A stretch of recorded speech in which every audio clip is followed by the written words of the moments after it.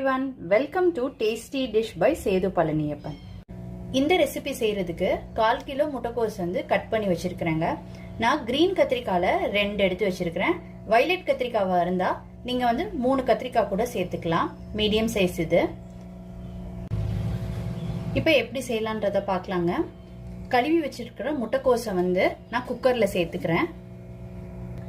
அடுத்து கத்திரிக்காவை நறுக்கி தண்ணியில போட்டிருந்தேங்க, அதையும் சேர்த்துக்கிறேன். இப்ப கிரீன் கத்திரிக்காய் பெருசா இருந்தா 1 போதுங்க. இப்போ இதோட ஒரு சின்ன துண்டு இஞ்சி, ஒரு 10 to 15 பல்லு பூண்டு அதையும் சேர்த்துக்கிறேன். லெமன் சைஸ் அளவு புளியை சேர்த்துக்கிறேன். உப்பு சேர்த்துக்கிறேன்.